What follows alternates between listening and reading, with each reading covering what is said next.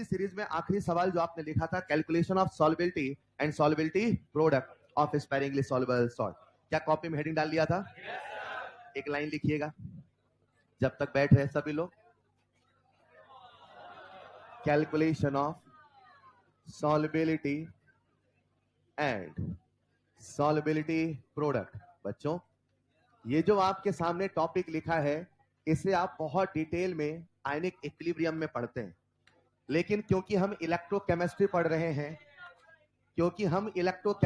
रहे हैं, तो हमें इन शब्दों को अभी जितना आवश्यक है उतना ही समझना है। इसकी जो डेप्थ स्टडी है वो आप कहां करते हैं? आयनिक में।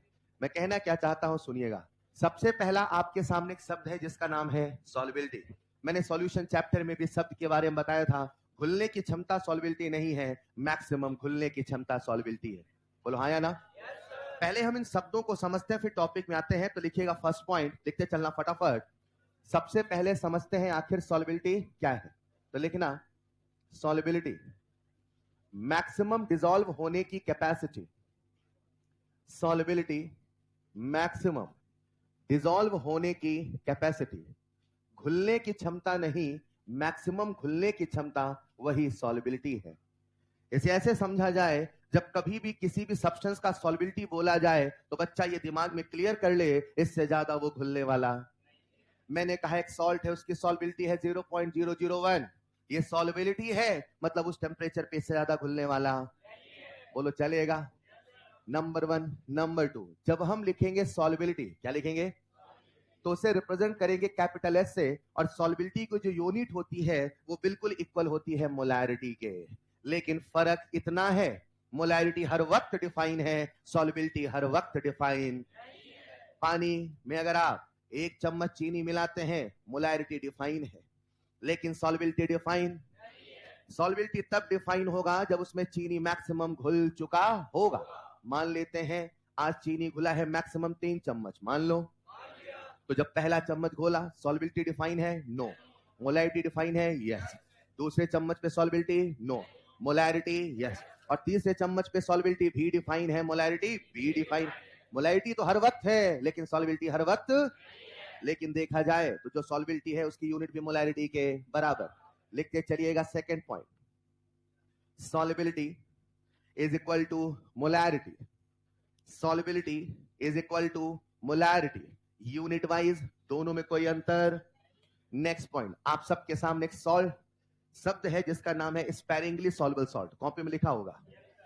दुनिया में जितने भी सॉल्ट हैं उनके लिए 2 चीजें डिफाइन की जाती हैं, एक होता है उनका सॉल्युबल होना और एक होता है उनका डिसोसिएशन होना। पहले दिमाग में एक चीज बिल्कुल क्लियर कर ले, जिसे आईने को बहुत डिटेल में समझते हैं। घुलना अलग है, टूटना। चीजें पहले घुलती हैं, बाद में। चीनी पानी में घुलता है लेकिन फिर भी टूटता नहीं है। लेकिन दुनिया में कुछ ऐसे भी सब्सटेंस होते हैं जो घुलते नहीं हैं, लेकिन जितने घुलते हैं पूरे टूट जाते हैं। कंसेप्ट नंबर 1, घुलना अलग है, टूटना दोनों एक ही चीज। चीजें पहले घुलती हैं फिर टूट जाती हैं। नमक के साथ इत्तेफाक है, वो घुलता भी पूरा है, टूटता भी पूरा है। लेकिन वहीं पे कुछ ऐसे सॉल्ट है जिनका नाम है सिल्वर क्लोराइड, बोले तो AgCl। ये सॉल्ट होते हैं स्पैरिंगली सॉल्युबल। कैसे हैं? ये इनका स्वभाव है, ये इनका नेचर है, ये इनकी प्रकृति है। इनकी सॉल्युबिलिटी बहुत बहुत कम है। समझते हैं, हमने मिलाया 1 मोल AgCl, कितना मिलाया? 1 मोल घुलने वाला। मान लो 1 मोल में से घुला 0.001 मोल, मान लो। कितना घुला? 0। कितना मिलाया था? लेकिन सारा घुला। सॉल्युबिलिटी बहुत, उससे ज्यादा घुलने वाला। लेकिन जितना घुलेगा सारा टूट, because all salts are strong electro without a single. नहीं घुलता, घुलने की समस्या है, टूटेगा पूरा क्योंकि वो सॉल्ट है and salts are strong electro. बोलो डन। कॉपी में लिखिएगा next point, sparingly soluble salt. Sparingly soluble salt, थोड़ा थोड़ा मतलब बता रहा हूं, डिटेल में कहां आएगा? आयोनिक में। स्पैरिंगली सॉल्युबल सॉल्ट लिख लेना। ऐसे सॉल्ट्स जिनकी सॉल्युबिलिटी बहुत कम है, ऐसे सॉल्ट्स जिनकी सॉल्युबिलिटी बहुत कम है। दुनिया में ऐसे भी सॉल्ट होते हैं जिनकी सॉल्युबिलिटी बहुत कम होती है। सॉल्युबिलिटी कम है मतलब घुलने वाले, लेकिन ये मत सोचना कि टूटेंगे नहीं, जितने घुलेंगे सारे टूट जाएंगे, क्योंकि घुलना अलग है, टूटना पहले घुलता है बाद में, पहले टूटता नहीं, पहले घुलता है और फिर बाद में टूटता है। बोलो क्या यहां तक सबको क्लियर है? अगर यहां तक क्लियर है तो मैं जो कहने वाला हूं, मुझे आप सबका ध्यान फिर से चाहिए। बोर्ड पे आ जाओ बेटा। क्या सबको इनफाइनाइट डाइल्यूशन का मतलब क्लियर है? इनफाइनाइट डाइल्यूशन पे पानी समंदर जैसा होना कंपलसरी है। इनफाइनाइट डाइल्यूशन का मैथमेटिकल मतलब कंसंट्रेशन टेंड्स टू जीरो होना है। कंसंट्रेशन टेंड्स टू जीरो कम मिला के भी किया जा सकता है, या तो पानी कर दो ज्यादा या तो सॉल्यूट कर दो कम, दोनों ही इनफाइनाइट डाइल्यूशन माने। इमेजिन करते मेरे प्यारे बच्चों, यहाँ पे एक बर्तन है, इसमें भरा है पानी, हमने मिलाया AgCl। क्या मिलाया? हमें पता होना कि AgCl एक स्पैरिंगली सॉल्युबल, ये सब पढ़ाया आपको IOC में जाएगा, जहां टाइप ऑफ सॉल्ट वगैरह बताते हैं। फिलहाल अभी मान लो AgCl कैसा सॉल्ट है? मान लो बेटा आपने मिलाया 1 मोल, आपने मिलाया, लेकिन सारा घुलने वाला केवल 0.001 मोल। ऐसा नहीं लग रहा, मिलाने वाले ने तो 1 मोल मिलाया था, बाकी पत्थर बन के बैठा है, घुला तो केवल इतना है, और जितना घुला है सारा टूट, आयन केवल इसी से। ऐसा नहीं लग रहा आपने 0.001 मोलर ही मिलाया है, मगर मिलाया तो ये था, मगर वो तो घुला ही नहीं है, वो तो नीचे पत्थर जैसा बैठा है। घुला केवल कितना है? कम क्यों घुला है? क्योंकि वो स्पैरिंगली सॉल्युबल सॉल्ट है। वो स्पैरिंगली सॉल्युबल सॉल्ट क्यों है? अरे बोलो हाँ या ना। वो घुलने वाला, लेकिन जितना घुलेगा सारा टूट। आयन इसके कारण आएगा कि इसके कारण? कंडक्टेंस इसके कारण आएगा कि इसके कारण? ऐसा नहीं लग रहा इस सॉल्यूशन का कंसंट्रेशन 0.001 है। ऐसा नहीं लग रहा ये बहुत कम है। ऐसा नहीं लग रहा ये टेंड्स टू जीरो है। ऐसा नहीं लग रहा इनफाइनाइट डाइल्यूशन है। ऐसा नहीं लग रहा जो भी स्पैरिंगली सॉल्युबल सॉल्ट का सॉल्यूशन है वही इनफाइनाइट डाइल्यूट सॉल्यूशन के जैसा है। नहीं समझे? लिखिएगा next point, solution of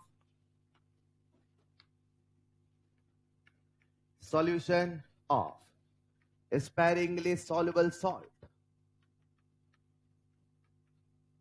Solution of sparingly soluble salt behave like किसके जैसा बिहेव करता है? Infinite dilute solution behave like infinite dilute solution. अब आने वाला है हमारा कंसेप्ट। इतनी बातें बच्चों को फील आनी चाहिए। अगर मैंने इनफाइनाइट डाइल्यूट सॉल्यूशन लिया है तो वो जो सॉल्यूशन है वही अपने आप इनफाइनाइट डाइल्यूशन के जैसा है। बोलो हाँ या ना। समझते हैं। मैंने लिया 1 लीटर पानी। क्या लिया? इसमें मैंने मिलाया स्पैरिंगली सॉल्युबल सॉल्ट। क्या मिलाया? 1 मोल मिला दो, तो क्या अंदर 0.001 घुल गए? मान लो भाई। क्या सारे टूट गए? मान लो भाई। क्या इसका कंडक्टेंस निकाल लोगे? बोलो ना। क्या इसका कंडक्टेंस निकाल लोगे? 1 मिनट, आपने इसमें कितने मोल मिलाए थे? लेकिन घुले कितने? तो सच में 0.001 है कि 1 मोल है? अरे बाकी तो पत्थर जैसा बन के बैठा है ना यार। क्या आप इसका मोलर कंडक्टेंस निकाल लोगे? पहले वो वाला वॉल्यूम पता करो जिसमें 1 मोल है, और फिर उतने वॉल्यूम का जो कंडक्टेंस होगा वही लैम्डा m होगा। फील कराया है? लेकिन इसका सॉल्यूशन के जैसा है। बोलो हाँ या ना। समझते हैं। मैंने लिया 1 लीटर पानी। क्या लिया? इसमें मैंने मिलाया स्पैरिंगली सॉल्युबल सॉल्ट। क्या मिलाया? 1 मोल मिला दो, तो क्या अंदर 0.001 घुल गए? मान लो भाई। क्या सारे टूट गए? मान लो भाई। क्या इसका कंडक्टेंस निकाल लोगे? बोलो ना। क्या इसका कंडक्टेंस निकाल लोगे? 1 मिनट, आपने इसमें कितने मोल मिलाए थे? लेकिन घुले कितने? तो सच में 0.001 है कि 1 मोल है? अरे बाकी तो पत्थर जैसा बन के बैठा है ना यार। क्या आप इसका मोलर कंडक्टेंस निकाल लोगे? पहले वो वाला वॉल्यूम पता करो जिसमें 1 मोल है, और फिर उतने वॉल्यूम का जो कंडक्टेंस होगा वही लैम्डा m होगा। फील कराया है? लेकिन इसका जो लैम्डा m होगा, क्या बोला मैंने?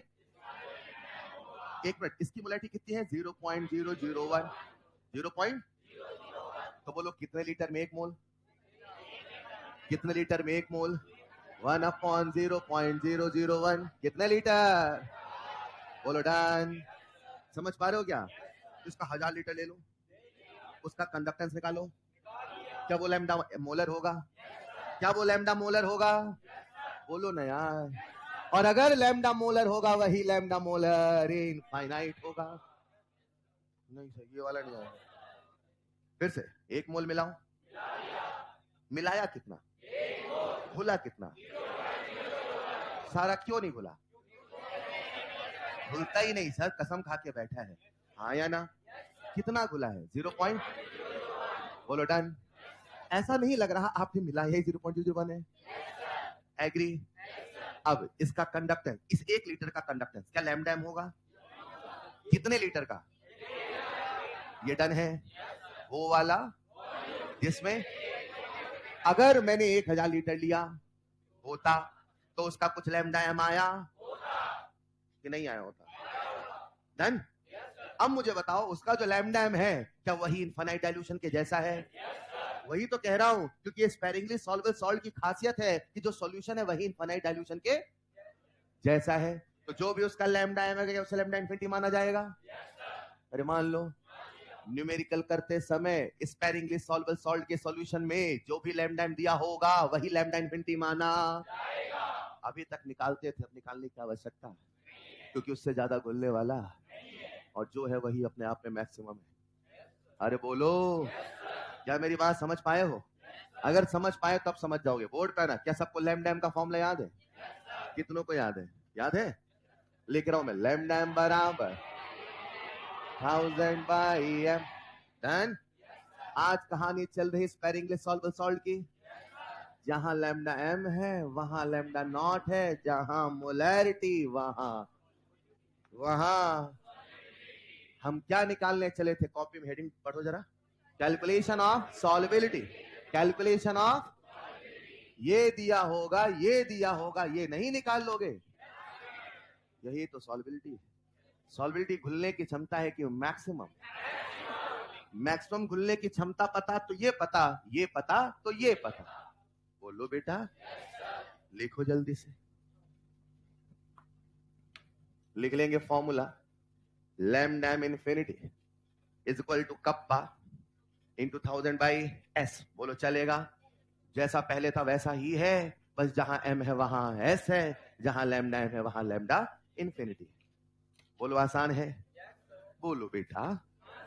चलो, अब आपने कॉपी में लिखा था कैलकुलेशन ऑफ सॉल्युबिलिटी एंड, अब मैं अभी सॉल्युबिलिटी प्रोडक्ट का फील नहीं बताऊंगा, जितना बताऊंगा उतना स्केच कर सकते हो क्या? एक सवाल है मॉड्यूल, बस उतना बता रहा हूं ताकि आपको जब भी कभी लास्ट में नोट्स पढ़ो तो समझ में आए, ऐसे सवाल भी बनाए जा सकते हैं। मैं आपके सामने कुछ लिखता हूं और मैं आपको सिखा रहा हूं कैसे लिखते हैं सॉल्युबिलिटी प्रोडक्ट। क्या लिखते हैं?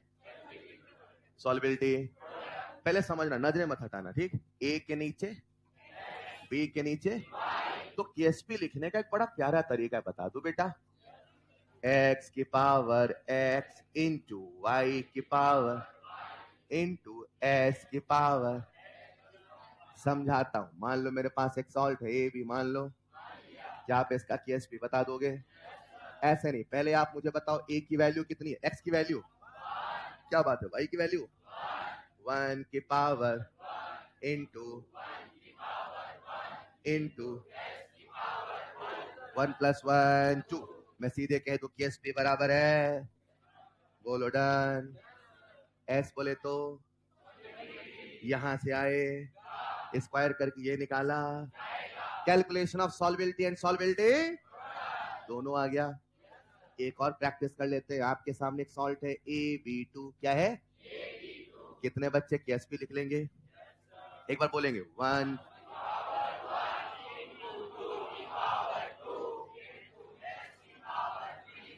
S की पावर, क्या 2 की पावर 2 हो जाएगा? अच्छा पक्का ना? लो आ गया केएसपी। कितना आसान है। x की पावर x इंटू वाई की पावर इंटू, बोलो डन। लिख लो बेटा। अभी इतने से ही काम चलाएंगे, अभी ज्यादा नहीं सीखेंगे, ज्यादा सीखोगे नुकसान कर देगा। नहीं नहीं, इतना बहुत है। कैसे आया? अच्छा, लैम्डा इन्फिनिटी की परिभाषा थी, this is the maximum conductance possible for that electrolytic solution. पक्का? अगर वो स्पेरिंगली सॉल्युबल सॉल्ट है तो उससे ज्यादा घुलने वाला, जब घुलेगा ही नहीं तो टूटेगा ही नहीं, उससे ज्यादा कंडक्टेंस संभव होने वाला। तभी तो मैंने कहा जो भी लैम्डा होगा उसे ही लैम्डा इन्फिनिटी मान लेना, क्योंकि वो ऑलरेडी मैक्सिमम टूट चुका है। अब कह रहा भैया हमसे ना हो पाएगा, हाँ या ना? अभी तक क्या होता था, पानी मिलाते थे तो अल्फा बदलता था, अब तो बदल ही नहीं रहा। अरे क्योंकि घुल ही नहीं रहा, जब घुलेगा ही नहीं, बोलो हाँ या ना? लिख लीजिए, लिख लिया क्या? सारी बातों की एक बात, सारी बातों की सब भूल जाओ, इसको कर लो याद, इसको कर लो याद, बस सारा काम चलेगा। चलेगा? एक सवाल, सर यही बताते आप पहले ही। नहीं बेटा, जब आप अप्रैल में नोट्स पढ़ोगे ना तो कहोगे हाँ यार ठीक बताया था। लिखो, हमें नोट्स भी बनाना होता है, ये भी बताना होता है बच्चा अप्रैल में क्या सोच के पढ़ेगा। लिखो एक सवाल, इफ कंडक्टिविटी ऑफ, लिखो बेटा, इफ कंडक्टिविटी ऑफ, कंडक्टिविटी सुना है क्या? If conductivity of sparingly soluble salt,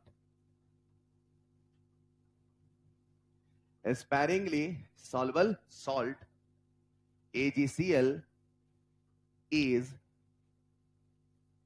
1.8 into 10 की power minus 6 Simon centimeter inverse, Simon centimeter inverse, and molar ionic conductance, and सुन के लिखो, देख के मत लिखो please, and molar ionic conductance at infinite dilution, molar ionic conductance at infinite dilution। समझ पा रहे हो क्या? molar ionic conductance at infinite for Ag plus and Cl minus are 54.5 and 65.5 Simon centimeter square mole inverse, Simon centimeter square mole inverse। क्या सबको सवाल clear है? Simon centimeter square mole inverse, then calculate S and Ksp for AgCl। तो बच्चों आपको AgCl के लिए बताना है S और Ksp, पूरी क्लास से बनना चाहिए। मैंने हल्का सा सवाल मॉडिफाई किया, आपको Ag प्लस और Cl माइनस का लैम्डा में इनफाइनाइट दिया, राइट? नहीं चल रहा ना? इसी चल रहा है क्या?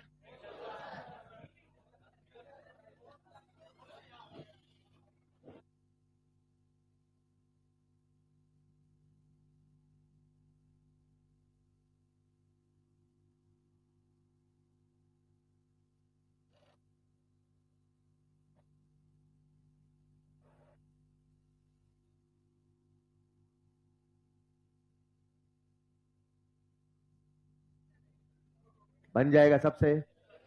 मुझे लगता है आप सबके मन में सबसे पहले कोई फॉर्मूला आया होगा, सबसे पहले फॉर्मूला आया होगा lambda infinity equal to kappa into 1000 by S. बोलो डन। मुझे एस पता करना, उसके लैम्डा इनफिनिटी पता होना।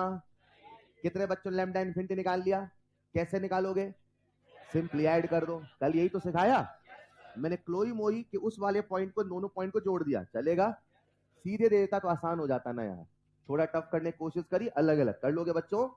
Lambda infinity of AgCl is equal to lambda infinity of Ag plus lambda infinity of Cl minus, जोड़ोगे कितना आएगा कोई बता सकता है? 54.5 प्लस 65.5, 120। चलेगा? 120 है तो मेरे प्यारे बच्चों 120, कप्पा कितना है? 1.8, 10 की पावर -6, 10 की पावर 3। क्या s निकाल लोगे? कितने बच्चों ने s सॉल्व कर लिया? सभी बच्चे सॉल्व करें जल्दी से।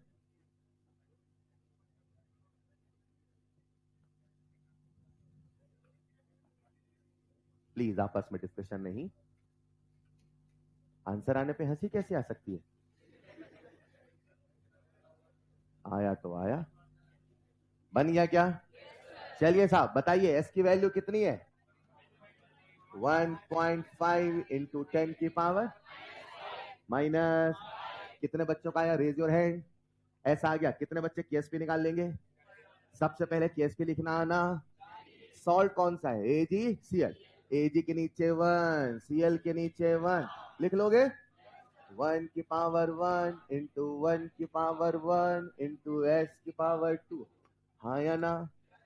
जब आप इसको करोगे सॉल्व, s स्क्वायर 1.5 इंटू 10 की पावर -5 का होल स्क्वायर, 15 का स्क्वायर कितना होता है? तो कितना कह दो? 2 इंटू 10 की पावर। बोलो डन। प्यारे बच्चों, हमने इलेक्ट्रोकेमिस्ट्री के एक हिस्से को खत्म किया, अब आगे बढ़ने का समय है। बढ़े क्या? प्यारे बच्चों, इस चैप्टर में अपना एक ही मकसद था, अपने को तो बल्ब जलाना है, उसके लिए बिजली को दौड़ाना है। बिजली दौड़ेगी कंडक्टर से, हर कंडक्टर का कंडक्टेंस होगा। हमने कंडक्टेंस को समझा, लैम्डा एम को समझा, लैम्डा ई को समझा। बोलो हाँ या ना? अब इस पूरी कहानी में एक छोटा सा कंसेप्ट और सीखना है और फिर कार्यक्रम शुरू हो जाएगा बल्ब जलाने का। सिखा दूं क्या? कॉपी में डालिएगा नेक्स्ट हेडिंग इलेक्ट्रोड। कॉपी में डालिएगा नेक्स्ट हेडिंग इलेक्ट्रोड। ऐसा समझो हम टर्मिनोलॉजी की सीरीज में एक नया शब्द सीखने वाले, वो बन गया सबसे ना भाई? कोई डाउट है क्या उसमें? लिखिएगा नेक्स्ट टर्म इलेक्ट्रोड। जैसे मैं कहूं, जितना कहूं उतना ही सुनिएगा। एक छोटी सी कविता के रूप में है, 10 15 20 मिनट समझ में आने लगेगा। पहले लिखने का कार्यक्रम भी करना है अपने को, राइट? सुनना है, लिखना है, धीरे धीरे फील आ जाएगा, बस आप सुनते रहना। हेलो, शुरू करें क्या? ऐसा सोचो प्यारे बच्चों, आप अभी टर्मिनोलॉजी पढ़ रहे हैं और उसी टर्मिनोलॉजी के सीक्वेंस में एक नया शब्द आपके सामने जिसका नाम है इलेक्ट्रोड। हमने कई बार बोला है, कई बार सुना है एक शब्द जिसका नाम है इलेक्ट्रोड, लेकिन हमेशा मन में सवाल है आखिर ये क्या होता है इलेक्ट्रोड? सही बताऊं सरल भाषा में, इलेक्ट्रोड भी एक कंडक्टर होता है।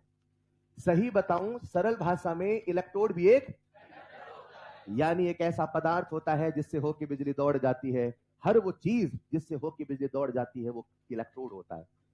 जब आप बैटरी बनाना, जब आप बैटरी, अगर इलेक्ट्रोड आपके पास ना हो तो खुद एक तार पकड़ के खड़े हो जाना, आप भी इलेक्ट्रोड बन सकते हो। हर वो चीज जिससे होके बिजली दौड़ सकती है वो इलेक्ट्रोड बन सकता है। हाँ ये बात अलग है, हाँ ये बात अलग है कि जनरली, अरे सुनो यार, हाँ ये बात अलग है कि जनरली वो मेटल होता है। हाँ ये बात अलग है कि जनरली वो, लेकिन याद रखना हर वो सब्सटेंस जिससे होके करंट फ्लो होता है वो इलेक्ट्रोड हो सकता है। लेकिन देखते चलिएगा साथ में। तो सबसे पहला शब्द आपके सामने है इलेक्ट्रोड। बहुत सरल भाषा में इलेक्ट्रोड एक कंडक्टर है। हाँ ये बात अलग है, जनरली वो मेटल है। हमेशा मेटल हो कोई जरूरी नहीं है। बच्चों, आपके दिमाग में अभी तक क्या था सब हटा के सुनिएगा और जैसे कहूं वैसे ही सुनिएगा। इलेक्ट्रोड बेसिकली एक कंडक्टर है, लेकिन जब हम बैटरी बनाते हैं या जब हम गैल्वेनिक सेल बनाते हैं तो जो ये कंडक्टर है इसे हम दो तरीके से क्लासिफाई करते हैं। इसे मैं कुछ ऐसे कहूंगा, इलेक्ट्रोड होता है जो कि अक्सर मेटल होता है। ये दो प्रकार का होता है, कभी एनोड तो कभी कैथोड होता है। पहले दिमाग में एक चीज को सेट कर ले, एनोड भी एक कंडक्टर है, कैथोड भी एक, ये भी एक इलेक्ट्रोड था। सब हटा के सुनिएगा और जैसे कहूं वैसे ही सुनिएगा। इलेक्ट्रोड बेसिकली एक कंडक्टर है, लेकिन जब हम बैटरी बनाते हैं या जब हम गैल्वेनिक सेल बनाते हैं तो जो ये कंडक्टर है इसे हम दो तरीके से क्लासिफाई करते हैं। इसे मैं कुछ ऐसे कहूंगा, इलेक्ट्रोड होता है जो कि अक्सर मेटल होता है। ये दो प्रकार का होता है, कभी एनोड तो कभी कैथोड होता है। पहले दिमाग में एक चीज को सेट कर ले, एनोड भी एक कंडक्टर है, कैथोड भी एक, ये भी एक इलेक्ट्रोड है और ये भी एक इलेक्ट्रोड है, लेकिन जैसा उसका व्यवहार, उसके व्यवहार के नाम पे उसका नाम पड़ता है।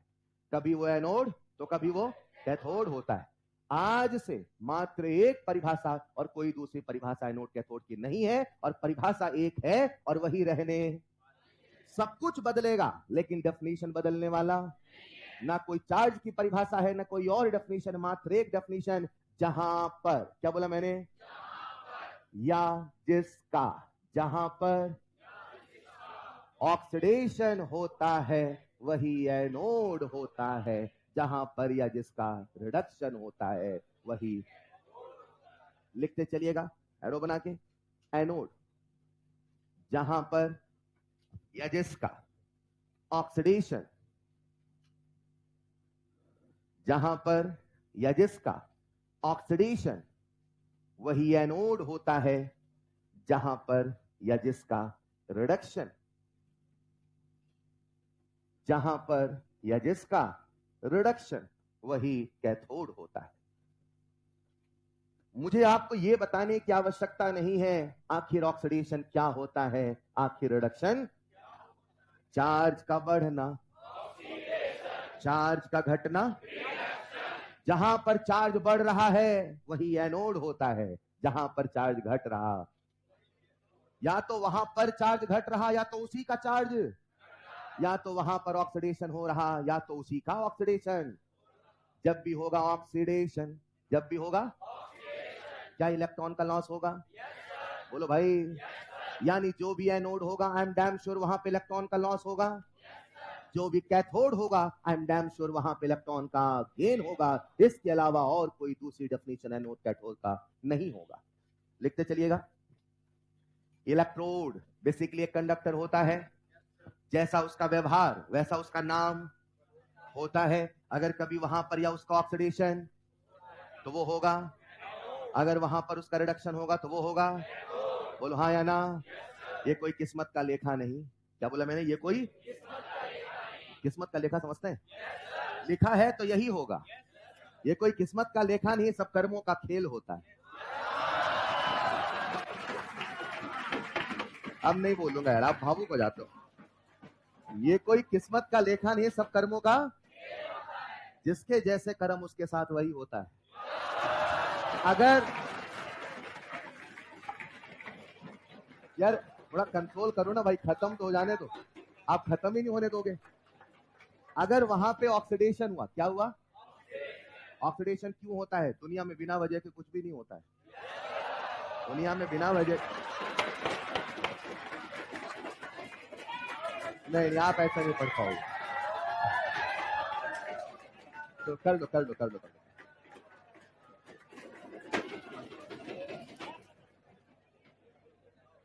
हो जाए तो बता देना। थोड़ा कंट्रोल करिए, सुन तो लीजिए पूरा यार। पूरा सुनने के बाद करिए ना, आप बीच में भावुक हो जाते हैं। आइए, अब नहीं बोलूंगा ऐसे। हाँ प्यारे बच्चों, इलेक्ट्रोड है, नहीं नहीं, एक एनोड है, तो फिर कंट्रोल करिए, है ना। बस दांत दिखने चाहिए और कहीं से आवाज नहीं आनी चाहिए, ठीक? हाँ। तो प्यारे बच्चों, इलेक्ट्रोड बेसिकली एक कंडक्टर है। जनरली वो क्या होने वाला है? मेटल। दो प्रकार का होगा, एक होगा एनोड, एक होगा। ये कोई किस्मत का लेखा नहीं है। ये एनोड है तो है रहेगा, नहीं, ऐसा नहीं है। ये कैथोड है तो है रहेगा, ऐसा हमने कहा जहां पर या जिसका ऑक्सीडेशन होता है वही, जहां पर जिसका रिडक्शन होता वही। क्यों होता है बताऊंगा, पहले समझो। जहां पर ऐसा होता वही एनोड होता है, जहां पर ऐसा होता वही। जैसे हर इंसान की इंसानियत होती है, जैसे वैसे हर इलेक्ट्रोड का अपना एक इलेक्ट्रोड पोटेंशियल होता है, और यही कारण है कभी उस पर ऑक्सीडेशन तो कभी उस पर। इंसानियत जैसी होगी वैसा इंसान होगा। अगर इंसानियत जानवरियत में होगी तो इंसान इंसान नहीं होगा।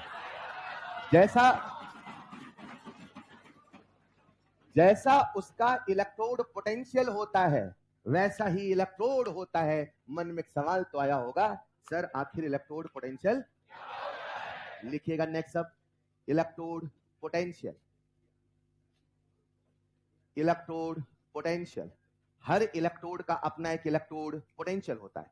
इसे आप ऐसे समझिए, अगर कोई इलेक्ट्रोड है, अब इलेक्ट्रोड की डेफिनेशन क्लियर हो, मतलब जिससे होकर बिजली दौड़ रही है। अगर किसी सब्सटेंस से होकर बिजली दौड़ रही है तो डैम श्योर उसका एक इलेक्ट्रोड पोटेंशियल होगा ही होगा, और ये इलेक्ट्रोड पोटेंशियल ही डिसीजन फैक्टर होता है आखिर उसके साथ क्या होता है। जिसके अंदर पढ़त तो ज्यादा पढ़ाई होगी, जिसके अंदर नींदत तो ज्यादा निंदाई नहीं बेटा, नींद आएगी, है ना। उसी प्रकार से हर इलेक्ट्रोड का अपना एक इलेक्ट्रोड पोटेंशियल होता है। मगर पहले समझो आखिर ये, सुनिएगा, हर इलेक्ट्रोड की अपनी एक सेल्फ टेंडेंसी भी होती है। अच्छा इलेक्ट्रोड बोल दिया तो मन में फील आ जाए, सर इलेक्ट्रोड बोल रहे हैं मतलब उस सब्सटेंस की बात कर रहे हैं जिससे होके बिजली दौड़। हर इलेक्ट्रोड की अपनी एक सेल्फ टेंडेंसी भी होती है और हर इलेक्ट्रोड की रिलेटिव टेंडेंसी भी होती है। दो चीजें, हर इलेक्ट्रोड की, हर बच्चे का अपना भी एक नेचर होता है ना, और एक होता है दूसरे के साथ कैसा होता है। दूसरे वाला बच्चा, बगल वाला बच्चा पढ़ रहा है, भले उसके अंदर पढ़त तो नहीं, देख के थोड़ा मैं भी तो पढ़ लो यार, हाँ या ना। बगल वाला बच्चा नहीं पढ़ रहा है, भले अच्छा बच्चा हो, ये नहीं पढ़ रहा तो मैं भी थोड़ा ना पढ़ूं। उसकी एक सेल्फ टेंडेंसी है, अकेले वो क्या करता है, लेकिन वहीं पे एक रिलेटिव टेंडेंसी है, वो साथ में क्या करता है, बोलो हाँ या ना। In the same way her electrode का अपना इलेक्ट्रोड। मन में सवाल तो आया होगा सर आखिर ये, अभी मैं शब्दों का मतलब बता रहा हूं, अभी कारण नहीं बता रहा हूं, सबके कारण भी बताऊंगा। प्यारे बच्चों, मैं आपको समझाने वाला हूं आखिर इलेक्ट्रोड पोटेंशियल। जब भी कभी, क्या बोला मैंने, किसी मेटल इलेक्ट्रोड को, किसी मेटल उसी के सॉल्यूशन में डुबोया जाता है। जब भी कभी मेटल उसी के सॉल्यूशन में, उसकी अपनी एक सेल्फ टेंडेंसी होती है, उसकी अपनी एक सेल्फ टेंडेंसी, समझ गए, स्वयं की प्रवृत्ति है। हर मेटल की अपनी एक स्वयं की प्रवृत्ति होती है, ठीक वैसे जैसे हर इंसान की अपनी एक स्वयं की, हाँ या ना। जब भी किसी मेटल को, ध्यान से सुनिएगा, जब भी कभी किसी उसी के सॉल्यूशन में डुबोया जाता है। अगर आज मैं मेटल लेता हूं यहां पे जिंक, कौन सा लिया, और मैंने जिंक को डुबो दिया उसी के सॉल्यूशन में, तो कोई जिंक के कंपाउंड सोचो, zinc nitrate, zinc sulphate, zinc फलाना, जिंक ढकाना, बोलो हाँ या ना। अभी मैं यहाँ पे ZnSO4 ले लूं, बोलो चलेगा। जब भी कभी किसी इलेक्ट्रोड उसी के सॉल्यूशन में डुबोया, अपनी सेल्फ टेंडेंसी के कारण, अपनी सेल्फ टेंडेंसी के, हर इलेक्ट्रोड की अपनी सेल्फ टेंडेंसी भी होती है और रिलेटिव टेंडेंसी, ये कैसे होती है समझाऊंगा। लेकिन जब भी किसी इलेक्ट्रोड को उसी के सॉल्यूशन में डुबोया, कभी उसका ऑक्सीडेशन तो कभी उसका रिडक्शन हो, समझिएगा। आज हमने जिंक सल्फेट में किसे डुबोया, ऐसा पाया गया जैसे ही जिंक सल्फेट में जिंक को डुबोया, यहां पे जिंक अपनी सेल्फ टेंडेंसी के कारण बनने लगेगा Zn+2। क्या बनेगा, ये किसकी रॉड है, यहां पे किसके एटम है, जिंक किसमें कन्वर्ट हुआ, ये है मेटल, ये है मेटल आयन, ये है मेटल, ये है मेटल, क्या यहां पे Zn+2 बनने लगा।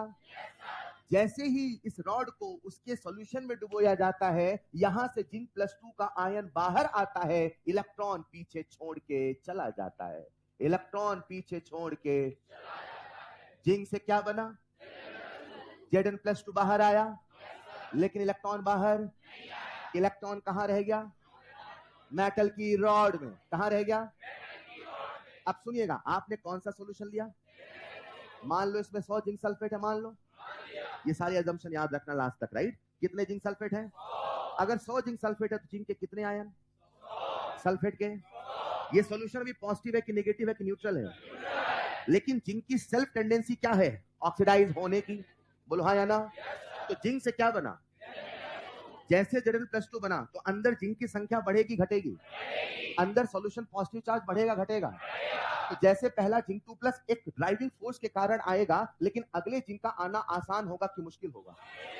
शुरू में रेट ऑफ ऑक्सीडेशन ज्यादा होगा, धीरे धीरे रेट ऑफ ऑक्सीडेशन, रेट बोले तो रफ, शुरू में रफ्तार ज्यादा होगी, धीरे धीरे पॉजिटिव का रिपल्शन होगा, क्या धीरे धीरे रफ्तार कम होगी, बोलो ना यार। इसे मैं कुछ ऐसे कहता हूं, जैसे जिंक का रॉड जिंक सल्फेट में डुबोया, यहां से जिंक बाहर, मान लो पहला जिंक आया, दूसरा आया, तीसरा, चौथा, पांचवा, धीरे धीरे रफ्तार बढ़ेगी घटेगी, बोलो हाँ या ना। क्या धीरे धीरे रफ्तार घटती जाएगी, पॉजिटिव चार्ज का रिपल्शन इतना ज्यादा होगा कि धीरे धीरे जिंक आना मुश्किल होता, क्या इसके जीवन में सब कुछ थमसा, इक्विलिब्रियम।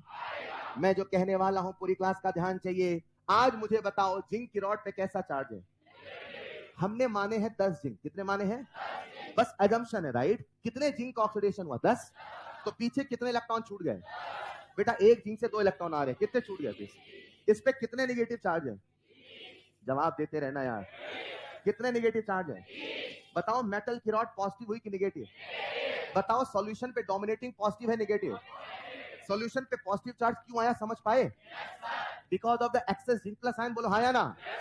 जब भी किसी रॉड को उसी के सॉल्यूशन में डुबोया जाता है, सेल्फ टेंडेंसी के कारण कभी ऑक्सीडेशन तो कभी रिडक्शन पाया, लेकिन एक समय ऐसा जब सब कुछ थमसा, मेटल की रॉड और सॉल्यूशन के सरफेस, क्या बोला मैंने,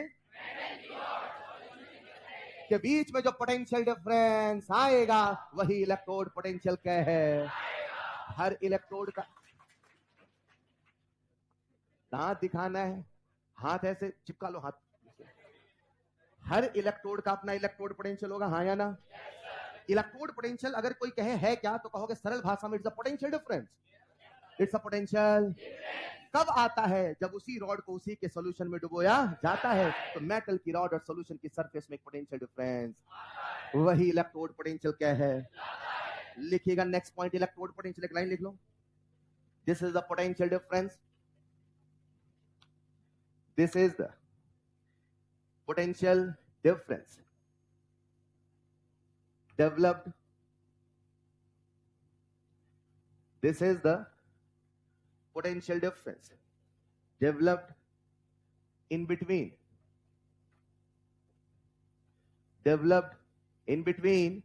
metal surface,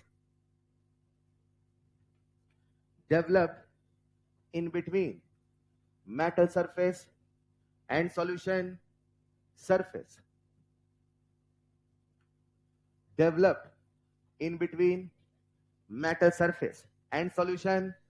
रुको जरा, केवल इतना लिखा है, सही कहोगे गलत, कुछ कमी है।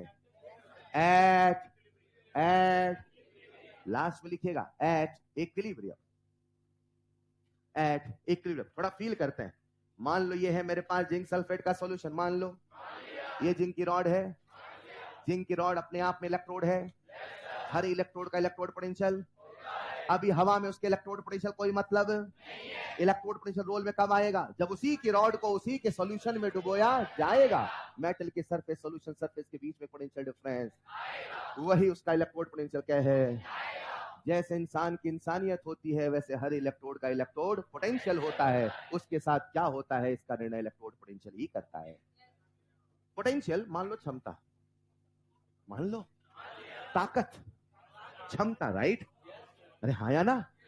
जिसके अंदर जो क्षमता ज्यादा, बेटा समझिएगा, जिसके अंदर जो क्षमता, जिसके अंदर जो क्षमता, उसके साथ वही होगा कि वो नहीं होगा। अगर किसी बच्चे के अंदर पढ़त तो ज्यादा, तो नींद ज्यादा आएगी, पढ़ाई, बोलो हाँ या ना। और किसी बच्चे के अंदर नींदत तो ज्यादा, तो हाँ या ना। समझ पा रहे क्या। हर इलेक्ट्रोड का अपना इलेक्ट्रोड, अगर कभी मेटल की रॉड को उसी के सॉल्यूशन में डुबोने पर ऑक्सीडेशन होता है, उस समय जो पोटेंशियल डिफरेंस आता है उसी का नाम ऑक्सीडेशन, उसी का नाम ऑक्सीडेशन। आप सब कॉपी में लिख रहे होंगे तो आपने एक तरफ डायग्राम बनाया होगा, राइट, अभी नहीं बनाया क्या। अच्छा नेक्स्ट पॉइंट लिखो फिर। आप ऐसे करना, सुनो, इधर चल रहा एनोड, इधर चल रहा, बीच में आपने लिखा होगा इलेक्ट्रोड पोटेंशियल। एनोड के नीचे सारी कहानी एनोड की चलने देना, कैथोड के नीचे सारी कहानी। जो लोग नहीं समझे उनके लिए, बेटा मान लो ये मेरी एक कॉपी है, मान लो यहां मैंने लिखा था इलेक्ट्रोड, मान लिया, फिर इधर लिखा एनोड, इधर लिखा कैथोड, मान लिया। अभी इलेक्ट्रोड पोटेंशियल लिखा ना। अब डायग्राम जब बनाना तो एनोड के नीचे नीचे नीचे, कैथोड के नीचे नीचे नीचे। अभी ये चित्र मैंने लेफ्ट हैंड साइड बनाया, राइट हैंड साइड में, तो आप भी लेफ्ट हैंड साइड बनाना, ठीक है। लिखो बेटा जल्दी से, जल्दी जल्दी लिखो।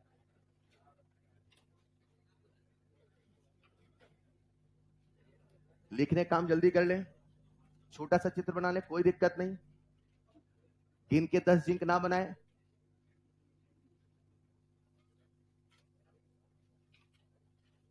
तो याद रखिएगा, इलेक्ट्रोड पोटेंशियल के नाम में कहीं पोटेंशियल डिफरेंस नहीं है, लेकिन फिर भी वो पोटेंशियल डिफरेंस है।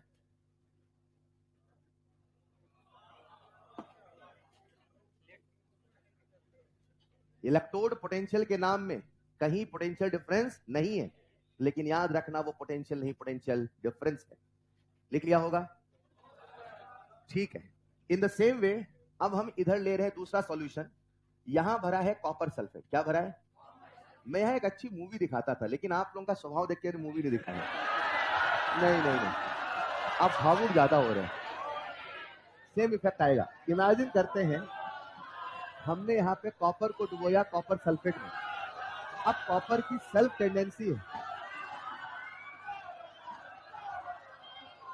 ऐसे कर दो तो कैसे दिखाएं आपको? नहीं, बस समझो समझो। कॉपर को हमने डुबोया कॉपर सल्फेट में, कहाँ डुबोया? कॉपर सल्फेट में। अब ये कॉपर की सेल्फ टेंडेंसी है, ऐसा उसका स्वभाव है कि कॉपर रिड्यूस होता है। अब एक मन में तो सवाल आना चाहिए, सर आपको कैसे पता चलता है कि कौन ऑक्सीडाइज होगा कौन रिड्यूस? अभी कुछ देर में आपको ही पता चल जाएगा, मान लेना ऐसा होता है, मान लो। हाँ, याद रखना हर किसी की सेल्फ टेंडेंसी भी होती है और हर किसी की रिलेटिव टेंडेंसी भी होती है। नहीं समझे? जैसे ही कॉपर को उसी के सॉल्यूशन में डुबोया जाएगा, हमें लगता था कि जैसा जिंक ऑक्सीडेशन हुआ वैसा कॉपर का भी ऑक्सीडेशन होने लगेगा, लेकिन यहाँ पे ऐसा नहीं हुआ। यहाँ पे कॉपर की सेल्फ टेंडेंसी है रिड्यूस होने की। किसकी है? दिमाग में कंसेप्ट सेट कर लो, ऑक्सीडेशन हमेशा मेटल का होता है। क्या बोला मैंने? ऑक्सीडेशन हमेशा, ऑक्सीडेशन हमेशा, लेकिन रिडक्शन कभी मेटल का नहीं होता है। उदाहरण के तौर पे अगर मैं कहूं कॉपर का ऑक्सीडेशन तो क्या बनेगा, लेकिन अगर मैं कहूं कॉपर का रिडक्शन, अगर मैं कहूं कॉपर का, तो मुझे बताओ कॉपर का रिडक्शन, क्या कॉपर 0 से कॉपर -2 चला जाएगा? इसीलिए रिडक्शन कभी मेटल का नहीं, मेटल आयन का होता है। हाँ, ये सच है, ऑक्सीडेशन तो मेटल का होता है, लेकिन रिडक्शन मेटल का नहीं, मेटल। आज कॉपर की सेल्फ टेंडेंसी है रिड्यूस होने की, कॉपर की सेल्फ टेंडेंसी है रिड्यूस, ये इसका स्वयं का स्वभाव है। अकेला होगा तो क्या होना पसंद करेगा? रिड्यूस। हमने कॉपर को कहां डुबोया? कॉपर, मान लो कॉपर सल्फेट भी 100 है, मान लो। अंदर कितने कॉपर हैं? कॉपर के आयन, सल्फेट के आयन। क्या सॉल्यूशन न्यूट्रल है? क्या ये मेटल की रॉड है? क्या मेटल के पास फ्री इलेक्ट्रॉन है? क्या दुनिया में हर मेटल के पास फ्री इलेक्ट्रॉन होते हैं? तभी तो मेटल कंडक्टर होता है। आज जैसे ही कॉपर की रॉड को उसी के सॉल्यूशन में डुबोया जाएगा, सॉल्यूशन का कॉपर आयन कॉपर की तरफ भागा भागा चला, ये कॉपर आयन सॉल्यूशन का मेटल की तरफ जाएगा, उससे इलेक्ट्रॉन ले लेगा, खुद को रिड्यूस कर लेगा, कॉपर बन के यहां पे चिपक, बोलो चलेगा? पहले ये कॉपर कैसा था? न्यूट्रल। इससे उसने क्या ले लिया? क्या ले लिया? ये इलेक्ट्रॉन उसको किसने प्रोवाइड किया? मेटल की रॉड ने। बोलो हाँ या ना? तो इस पे कैसा चार्ज आएगा? क्या आज मेटल की चार्ज रॉड पे पॉजिटिव चार्ज आ रहा है? तो अगर पॉजिटिव चार्ज आ रहा तो बताओ सॉल्यूशन का कॉपर जाके चिपक रहा है कि नहीं चिपक रहा? पहले चिपकने का रेट ज्यादा होगा कि कम? लेकिन जैसे से कॉपर जाके चिपकेगा, क्या कॉपर की संख्या कम होगी? क्या सल्फेट की संख्या बढ़ेगी? क्या नेगेटिव चार्ज बढ़ेगा? अंदर कितने कॉपर सल्फेट थे? फील नहीं तो समझ में नहीं आएगा, पूरी क्लास का ध्यान चाहिए। अंदर कितने कॉपर सल्फेट है? एक कॉपर जाके चिपका दो, कितने कॉपर बचे? सल्फेट। कौन डोमिनेट? निगेटिव की पॉजिटिव? तो कॉपर का जाना मुश्किल होगा आसान? सारे निगेटिव मिलके पॉजिटिव खींचेंगे नहीं। शुरू में एक ड्राइविंग फोर्स था, वो तो होता है, लेकिन जैसे जैसे आगे बढ़ता है वैसे वैसे वो होना मुश्किल होता। तभी तो एक समय ऐसा जब सब कुछ थमसा, वही तो इक्विलिब्रियम क्या है? उस समय मेटल के सरफेस पे पॉजिटिव चार्ज, सॉल्यूशन के सरफेस पे, सॉल्यूशन की सरफेस पे, अरे बोलो ना यार, नेगेटिव चार्ज क्यों आया? समझ पाए? उस समय सॉल्यूशन के सरफेस पे नेगेटिव चार्ज आता है और इन दोनों सरफेस के बीच में जो पोटेंशियल डिफरेंस आता है वही उसका इलेक्ट्रोड पोटेंशियल क्या है? बोलो हाँ या ना? एक बार डायग्राम बनाना। एक तरफ जिंक डूबा है जिंक सल्फेट में, एक तरफ कॉपर डूबा है कॉपर सल्फेट में। जिंक की सेल्फ टेंडेंसी है ऑक्सीडाइज होने की, कॉपर की सेल्फ टेंडेंसी है रिड्यूस होने की। बहुत सारे बच्चों के मन में एक वहम, एक मिसकंसेप्शन बैठा होता है, कोई अपने आप ऑक्सीडाइज नहीं, कोई अपने आप रिड्यूस नहीं। नहीं प्यारे बच्चों, ऐसा नहीं है। जिंक अपने आप ऑक्सीडाइज हो रहा है, कॉपर अपने आप रिड्यूस। हर किसी की अपनी सेल्फ टेंडेंसी भी होती। इसको दिमाग में सेट करो, बस एक कंसेप्ट सेट हुआ क्या? हर किसी की अपनी सेल्फ टेंडेंसी भी होती। शुरू से जोड़ते हैं, डायग्राम बना लिया। चलो आज हम एक नया शब्द सीख रहे हैं जिसका नाम है, बोलो ये क्या है? हर वो चीज जिससे होके बिजली दौड़, वो इलेक्ट्रोड क्या है? अक्सर वो मेटल दो प्रकार का, या तो होगा या तो होगा। आज जिंक एनोड है तो क्या हमेशा एनोड होगा? आज कॉपर कुछ है तो क्या हमेशा कुछ होगा? ये कोई किस्मत का लेखा, सब कर्मों का जिसका जैसा इलेक्ट्रोड पोटेंशियल होता है उसके साथ वही होता है। हेलो, मैंने क्या बोला, समझ पाए?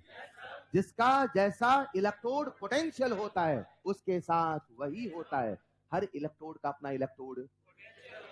अगर, क्या वर्ड बोला मैंने? अगर। क्या वर्ड बोला? अगर। मतलब आई एम नॉट सेइंग ये हो रहा है, अगर ये हो रहा है, इसको समझिएगा। अगर वहां पे हुआ ऑक्सीडेशन, क्या हुआ? तो इस पोटेंशियल का नाम है ऑक्सीडेशन पोटेंशियल। क्या नाम है? लिखते चलना, oxidation potential which is represented by short form OP. और अगर कभी रिडक्शन होता है तो उसे हम लिखेंगे reduction potential, reduction potential which is represented by RP. Left hand side, right hand side, एक के नीचे एक के नीचे लिखते चलिएगा।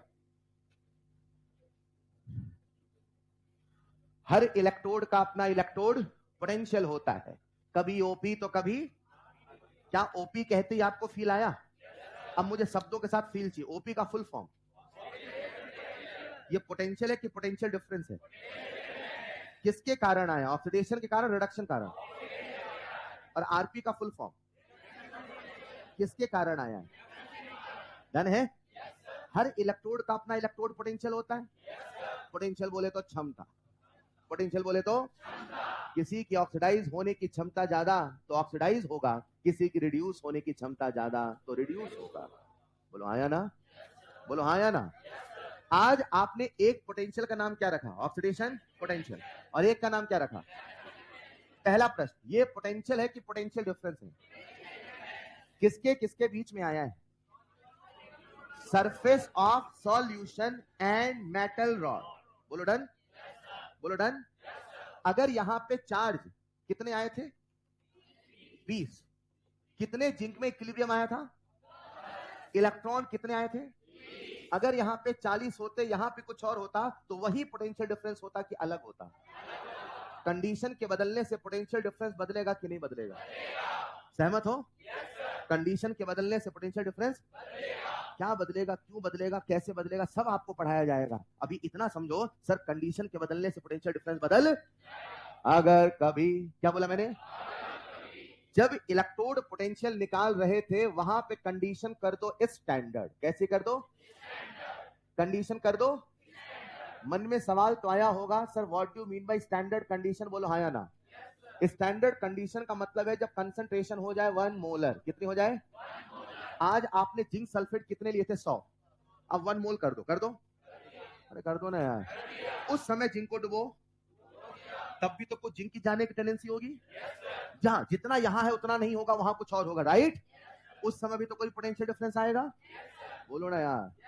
जब कंसंट्रेशन होगा 1, टेम्परेचर होगा 25 डिग्री और प्रेशर होगा 1। जब भी स्टैंडर्ड बोला, प्रेशर हमेशा 1 बार ही माना। Some basic concept of chemistry में बताया था। जब भी बोलू एसटीपी मतलब स्टैंडर्ड, स्टैंडर्ड में प्रेशर हमेशा 1 बार, नॉर्मल में प्रेशर हमेशा 1। चाहे इलेक्ट्रो, चाहे काइनेटिक, चाहे थर्मो, चाहे कोई चैप्टर, जब भी आए स्टैंडर्ड, क्या है?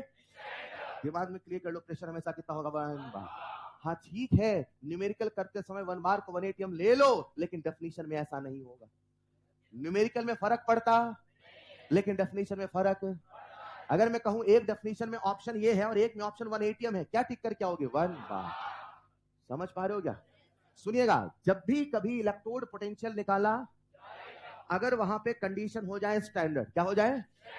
तो उस समय जो भी पोटेंशियल आएगा उसका नाम होगा स्टैंडर्ड ऑक्सीडेशन पोटेंशियल, उसका नाम होगा स्टैंडर्ड रिडक्शन पोटेंशियल। लिखेगा next point, if electrode potential, if electrode potential measured at standard condition,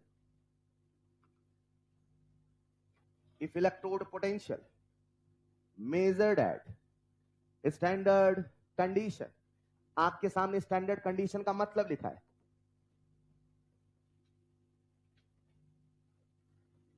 measured at standard condition, measured at standard condition। फिर स्टैंडर्ड कंडीशन का मतलब लिख लें, concentration 1 molar, temperature 25 degree, pressure 1। उस समय जो भी इलेक्ट्रोड पोटेंशियल आएगा उसी का नाम कहलाएगा स्टैंडर्ड ऑक्सीडेशन पोटेंशियल, और हम कहेंगे एक को स्टैंडर्ड रिडक्शन पोटेंशियल। आओ एक बार शब्दों को रिपीट करेंगे, पूरी क्लास चाहिए मुझे। Standard reduction potential, standard reduction potential. आओ समझते हैं, आ जाओ। ये मान लो एक कंडक्टर है, पूरी क्लास क्या है ये? लिख लिया क्या? लिखो लिखो जल्दी लिखो।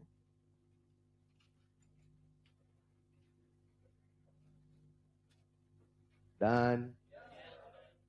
यार कर लो मेहनत इस साल, थके थके देखते हो कभी कभी आप लोग, ऐसा तो नहीं है ना? ठीक है, चलो मान लो ये है कंडक्टर। कौन है? क्या सबको दिख रहा है? कौन है बेटा ये? अरे मान लो, इससे कौन दौड़ेगी? बेटा आप भी दौड़ाओ, सबसे पीछे लास्ट में आओ साहब। ये मान लो कंडक्टर है, कौन है ये? पढ़ोगे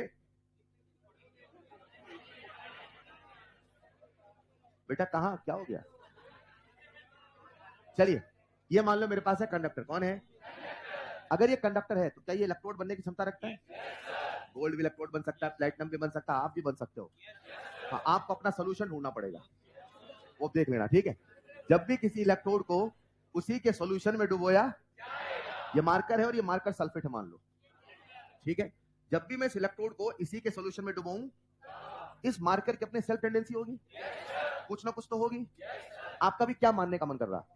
ऑक्सीडेशन। हाँ, ये उसकी सेल्फ टेंडेंसी, सर कैसे होती है अभी बताऊंगा, पर हाँ हर किसी की अपनी सेल्फ टेंडेंसी होती है, ये तय है। ये आपने इसका क्या माना? तो जैसे मार्कर को मार्कर सल्फेट में डुबोगे, मार्कर का क्या होगा? क्या यहां से मार्कर के आयन आएंगे? क्या इलेक्ट्रॉन पीछे मार्कर में छूट जाएंगे? क्या मार्कर पे नेगेटिव चार्ज आएगा? क्या सॉल्यूशन पॉजिटिव आएगा? क्या स्टेट पोटेंशियल डिफरेंस आएगा? क्या वही मार्कर का ऑक्सीडेशन पोटेंशियल कहलाएगा? कंसंट्रेशन कर दो 1 मोलर, कितना कर दो? टेम्परेचर कर दो 25 कर दो, और प्रेशर, अभी प्रेशर की आवश्यकता नहीं पर आप तो कर दो, है ना? उस समय जो पोटेंशियल डिफरेंस आएगा उसका नाम क्या रखोगे? Standard oxidation. बोलो डन। हर इलेक्ट्रोड का अपना इलेक्ट्रोड पोटेंशियल होता है, कभी ओपी कभी आरपी, कंडीशन स्टैंडर्ड होने पे वही एसओपी वही। क्या शब्दों के बोलने के साथ आपके मन में फील आता है? एक जनता है जो केवल बोलती है, और मैं आपको चाहता हूं जब आप एसओपी के साथ भी बोल रहे हैं और फील कर रहे हैं उसका मतलब क्या है। मुझे बस इतना ही चाहिए, चलेगा? पक्का? आगे बढ़े क्या? हर इलेक्ट्रोड का अपना इलेक्ट्रोड कंडीशन स्टैंडर्ड होने पे वही एसओपी वही एसआर। आओ मैं बता दूं ये पेपर पे लिखा पढ़ा कैसे जाता है, क्योंकि जब लिखना पढ़ना नहीं सीखोगे तो भाषा नहीं समझोगे। बोलो हाँ या ना? हर सवाल को करने का कितना नियम है? Number 1, number 2 given. आप यहां पे यही नहीं समझते हो आखिर सवाल में गिवन, क्योंकि आपको इलेक्ट्रोकेमिस्ट्री की भाषा समझ में आती। पहले लिखना पढ़ना सीख ले, भाषा समझ ले, फिर आगे बढ़ते, राइट? जब भी मुझे लिखना होगा इलेक्ट्रोड पोटेंशियल, क्या लिखना होगा? मैं हमेशा लिखूं, कोई कॉपी में लिखेगा, मैं हमेशा लिखूंगा ई का मतलब है इलेक्ट्रोड, लिख दू शॉर्ट फॉर्म में चलेगा, लेकिन अगर लगा दूं मैं नॉट, क्या लगा दूं? तो इसका मतलब है स्टैंडर्ड। बोलो डन। यहां तक क्लियर है? I will not repeat again, याद रखिएगा, ठीक है? चलो प्यारे बच्चों, आपके सामने लिख रहा हूं मैं ई नॉट ऑक्स। क्या लिख रहा हूं?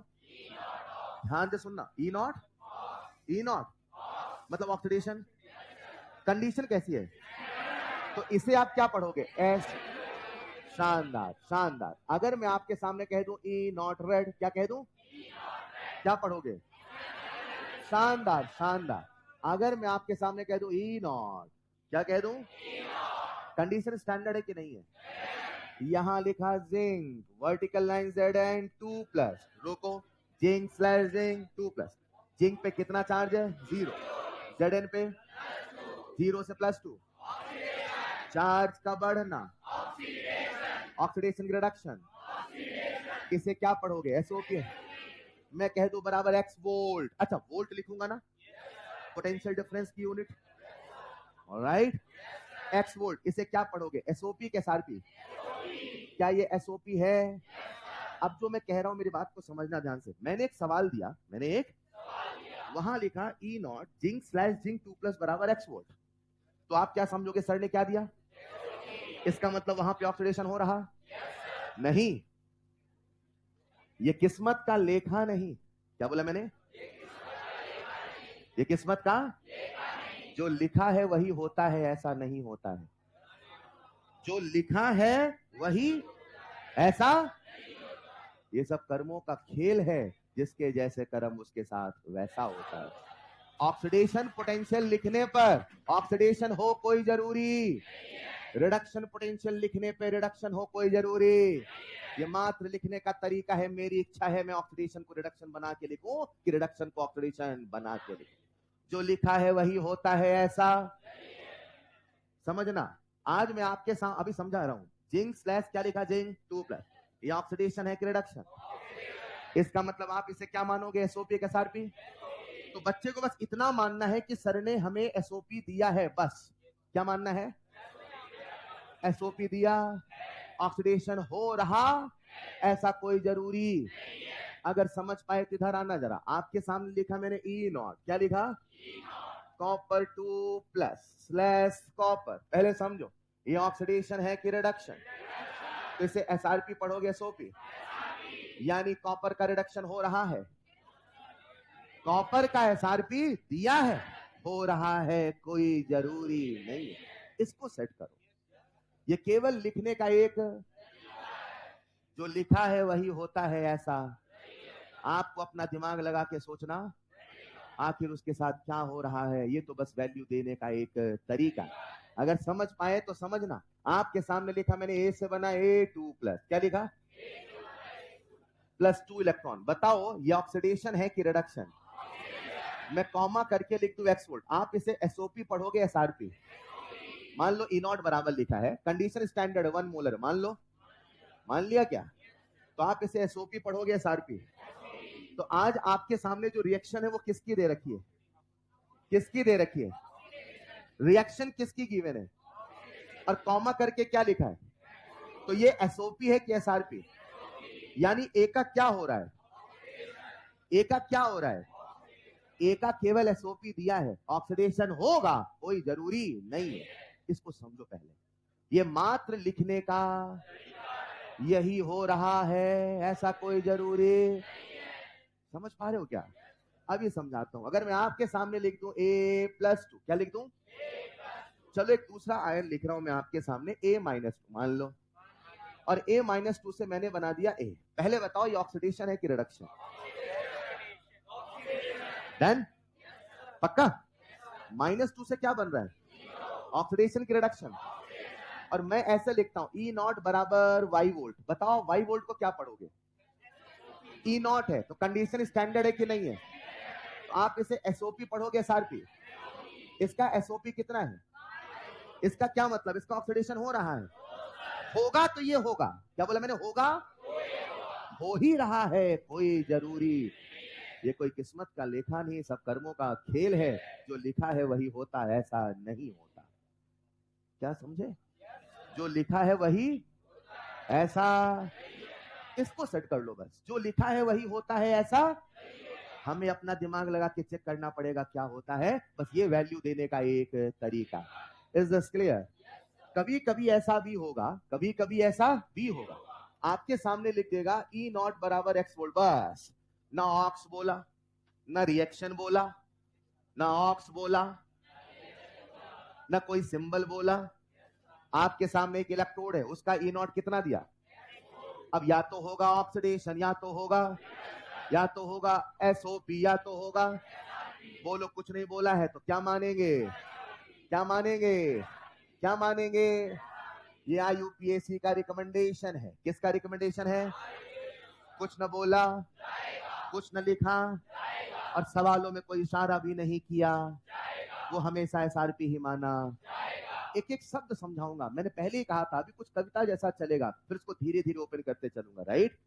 कॉपी में लिखिएगा नेक्स्ट पॉइंट, पेपर प्रेजेंटेशन। लिखिए next point, paper presentation of electrode potential. इसका क्या मतलब समझ गए? पेपर प्रेजेंटेशन ऑफ इलेक्ट्रोड मतलब इलेक्ट्रोड पोटेंशियल को पेपर में लिखते कैसे? Paper presentation. Of electrode potential, paper presentation of electrode potential, वही ब्रैकेट में लिखना।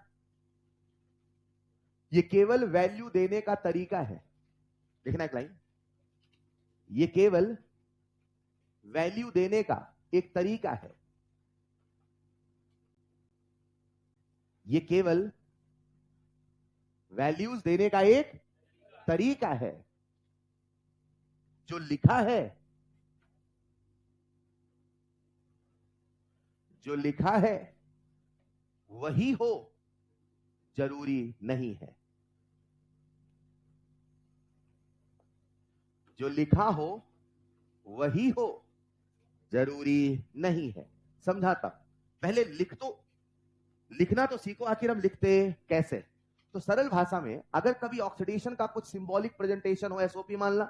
अगर कभी रिडक्शन का कुछ सिंबॉलिक प्रेजेंटेशन हो, क्या मानना, एसआरपी। लेकिन जो लिखा है वही हो कोई जरूरी, मैं क्या कह रहा हूं, बस आ रहा हूं धीरे धीरे उस मेन मुद्दे की ओर। पहले लिखना पढ़ना सीख लो। ई बोले तो इलेक्ट्रोड पोटेंशियल, ई नॉट बोले तो स्टैंडर्ड इलेक्ट्रोड। एक सवाल पूछने का मन कर रहा, पूछ लूं?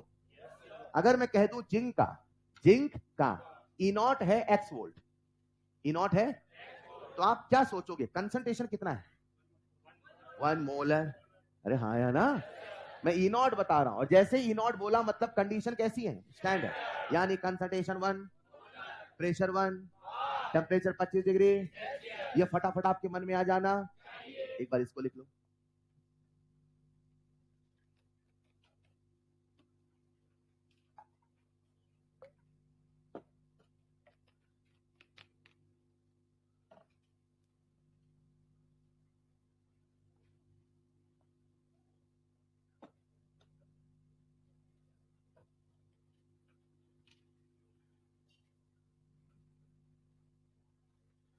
तो अपने को लिखना पढ़ना आना चाहिए।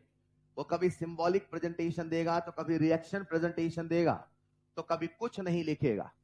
और अगर कुछ नहीं लिखा है तो अपने को समझना है वो केवल एसआरपी ही माना जाएगा। लिख लो जल्दी जल्दी।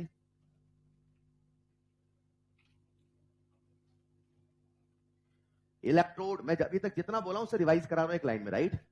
इलेक्ट्रोड होता है हर वो सब्सटेंस जिससे होके बिजली दौड़ जाए, वही इलेक्ट्रोड होता है। हर इलेक्ट्रोड का अपना इलेक्ट्रोड। जब उसी रॉड को उसी के सॉल्यूशन में डुबोया तो मेटल के सरफेस और सॉल्यूशन के सरफेस के बीच में पोटेंशियल डिफरेंस, वही उसका इलेक्ट्रोड पोटेंशियल क्या है। अगर ऑक्सीडेशन होने के बाद आया तो वही ऑक्सीडेशन पोटेंशियल है, अगर रिडक्शन होने के बाद आया वही रिडक्शन पोटेंशियल। पेपर में लिखा न जाने कैसे कैसे जाता है, जो लिखा है वही होता है ऐसा कोई जरूरी, ये पेपर में लिखने का तरीका है। जो लिख दे वही है वो कोई जरूरी, फिर तो सवाल कुछ बचेगा ही ना। खुद सोचो, अगर हर बार जो लिखा वही हो रहा, फिर वो कैसे पूछेगा, बताओ कौन ऑक्सीडाइज हुआ कौन रिड्यूस हुआ, फिर सवाल बनेगा कैसे। तो पहले दिमाग में क्लियर करो, जो लिखा है वही होता है ऐसा। होता क्या है, आता हूं, लिख लिया क्या? नेक्स्ट पॉइंट पे लिखिएगा, जल्दी लिखो जल्दी। अभी सवाल पूछता हूं, कुछ लिख लिया क्या? नेक्स्ट पॉइंट वैसे लिख लो, E naught equal to X volt SRP, bracket लिखना बादल बना के, कुछ न बोला जाएगा, कुछ न बोला जाएगा। सर कौन बोलेगा, सवाल। कुछ न बोला, कुछ लिखा भी ना, और कोई इशारा भी ना किया। इशारा, सवाल इशारे करेगा। सबके जवाब दूंगा, बस सुनते चलना। हाँ यही है, हर लाइन का जवाब तुरंत नहीं मिलता, धीरे धीरे करके मिलेगा, राइट। कुछ न बोला, कुछ न लिखा, और कोई इशारा भी ना किया, तो केवल एसआरपी ही माना जाएगा। लिख लो बेटा। अब ये इशारे कैसे सवाल करता है बताऊंगा। और कोई इशारा भी ना किया तो एसआरपी ही माना, बोलो याद रहेगा। रुको जरा, अगर मैं एसआरपी कहता हूं तो उसका क्या मतलब है, रिडक्शन की ऑक्सीडेशन। अब ऐसे समझते हैं, जब हम करेंगे सवाल, क्या करेंगे। मैंने बोला जिंक, क्या बोला, पूरी क्लास आ जाओ आगे। क्या, अब जिंक एक इलेक्ट्रोड है कि नहीं है, अब फील कर रहे जिंक क्या है। तो अगर इलेक्ट्रोड है तो इसका क्या होगा, इलेक्ट्रोड पोटेंशियल। इंसान है तो क्या होगा, हाँ या ना? अगर इलेक्ट्रोड है तो क्या होगा? अब इसका ओपी होगा कि आरपी होगा? उस समय जो होगा वो होगा। उस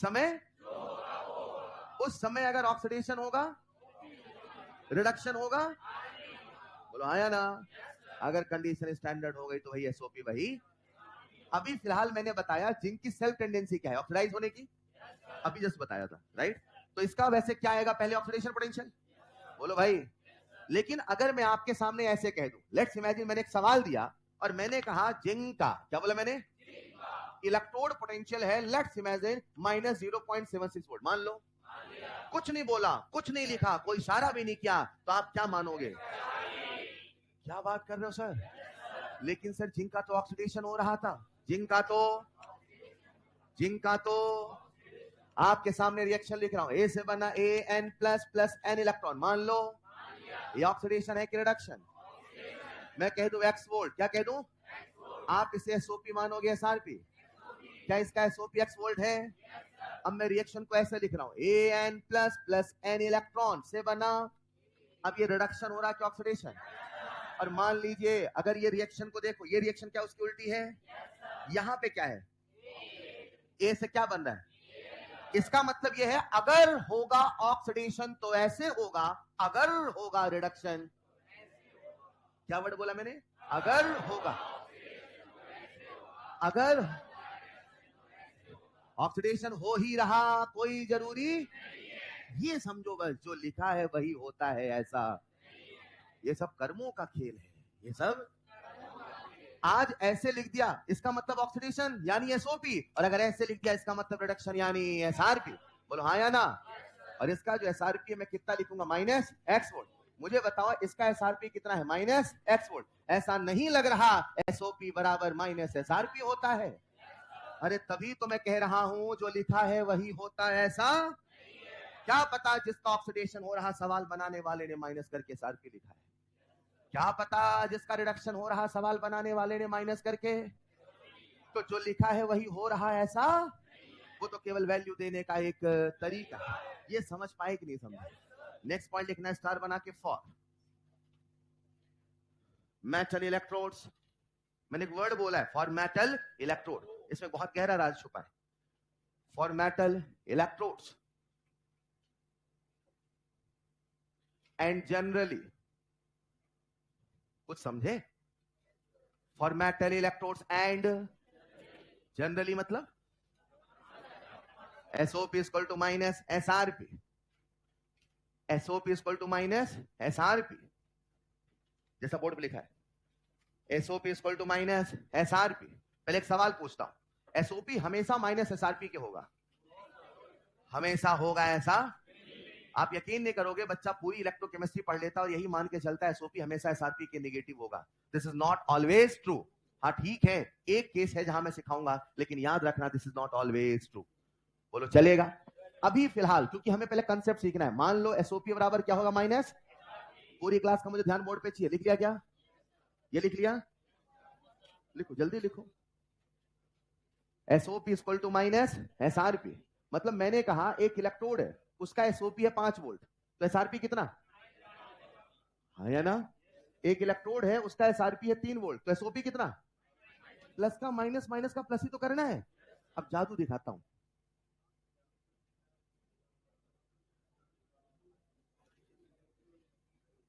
लिख लिया होगा बेटा? और धीरे लिखो आप, और धीरे।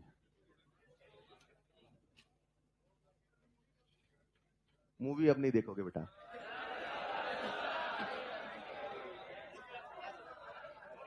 चलिए लिख लिया होगा, SOP equal to minus SRP, हाँ या ना? आइए सबका ध्यान बोर्ड पे चाहिए, मैंने आपके कॉपी लिखना नहीं, मैंने आपके सामने लिखा E0, कॉपी में लिखना नहीं। क्या लिखा? Zinc slash zinc 2+। बताओ आप इसे क्या पढ़ोगे, SOP के SRP? और मैंने कहा 0.76 वोल्ट, क्या बोला? इसको, इसका फील समझना, यानी सर हमें ये बता रहे हैं, सवाल हमें ये बता रहा है कि जिंक के ऑक्सीडाइज होने की क्षमता है 0.76 वोल्ट। ये लाइन समझे? ये सर ने हमें जिंक का क्या दिया है, SOP। क्या मैं जिंक का SRP नहीं लिख सकता? बताओ जिंक का SOP कितना है, 0.76 वोल्ट, तो जिंक का SRP कितना होगा? उसे मैं लिखना चाहूं लिख नहीं सकता। E naught of Zn2 plus Zm बराबर -0। अरे हाँ या ना? तो ऐसे लिख दो तो क्या रिडक्शन हो रहा, ऐसे लिख दो तो क्या ऑक्सीडेशन हो रहा। जो लिखा है वही होता है, ऐसा नहीं होता है। ये सब कर्मों का खेल है, जिसके जैसे कर्म उसके साथ। जिसका ऑक्सीडेशन पोटेंशियल ज्यादा, क्या बोला मैंने? ऑक्सीडेशन पोटेंशियल क्षमता, राइट? ऑक्सीडेशन ऑक्सीडाइज होने की ज्यादा, उसका ऑक्सीडेशन होता है। जिसका रिडक्शन पोटेंशियल ज्यादा, उसका रिडक्शन होता है। जो लिखा है वही। अगर समझ पाए तो अभी समझना, मैं आपके सामने ऐसा लिखता हूं, देखना देखना। E naught of Zn2 plus slash zinc hello is equal to -0.76। Sir ने क्या कहा, जिंक का क्या हो रहा है? गलत, जिंक का एसआरपी दिया है। ये शब्द मुझे सुनना है। जिंक का रिडक्शन नहीं हो रहा, जिंक का एसआरपी दिया है। आप समझे आप? और अगर मैं आपके सामने लिख दूं E naught of copper 2 plus slash copper, copper का क्या हो रहा है? कॉपर का एसआरपी दिया है। और लेट्स इमेजिन ये है 0.34 वोल्ट, मान लो। जिंक का क्या दिया? कॉपर का क्या दिया? अगर होता अकेला, अगर होता दो चीजें, एक है सेल्फ टेंडेंसी, एक है रिलेटिव टेंडेंसी। जिसका इलेक्ट्रोड पोटेंशियल जो पॉजिटिव है वो सेल्फ टेंडेंसी है। ये एसआरपी है कि ये एसआरपी है? इसका एसआरपी नेगेटिव है, इसका एसआरपी एसआरपी पॉजिटिव होना ये दर्शाता है कि उसकी सेल्फ टेंडेंसी रिड्यूस होने की है। और एसआरपी का नेगेटिव होना ये दर्शाता है उसकी सेल्फ टेंडेंसी रिड्यूस होने की नहीं है। मतलब अकेला कॉपर को कॉपर सल्फेट डुबो दो, अकेला अकेला, तब भी वो कुछ ना कुछ तो रिडक्शन होगा। अकेला जिंक को डुबो दो जिंक सल्फेट में, तब भी कुछ ना कुछ रिडक्शन नहीं होगा। तो इसका अच्छा एसआरपी लिखा है क्या? क्या आप इसका एसओपी नहीं बता सकते? कितना होगा? +0.76। यानी इसकी सेल्फ टेंडेंसी क्या है? जो होगा पॉजिटिव वही सेल्फ टेंडेंसी होगी। SOP positive self tendency, SRP positive self tendency. बोलो ना यार, फिर से एक बार। SOP positive self tendency, SRP positive self tendency. हर कोई अपने आप ऑक्सीडाइज भी हो, रिड्यूस भी हो, मगर ये बहुत कम होता है, राइट? अब अगला लेवल है रिलेटिव। क्या है?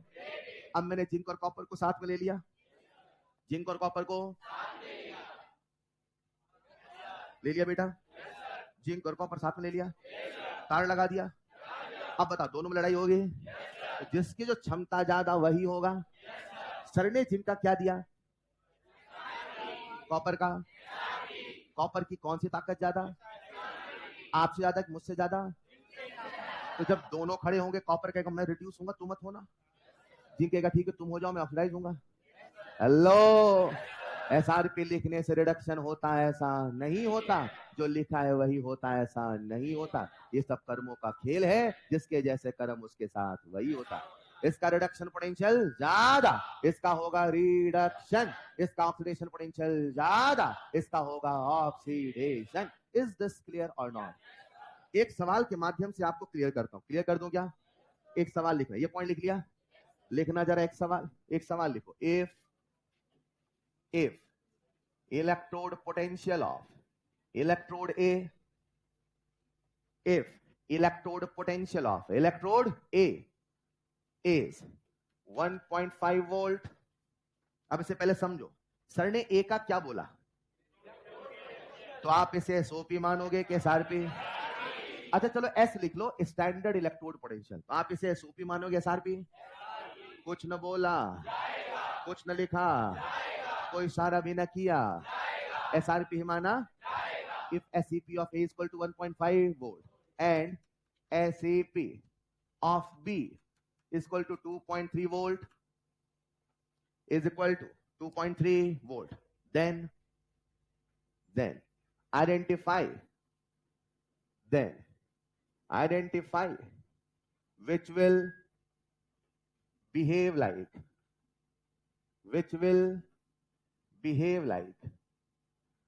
anode and which will behave like cathode and which will behave like cathode।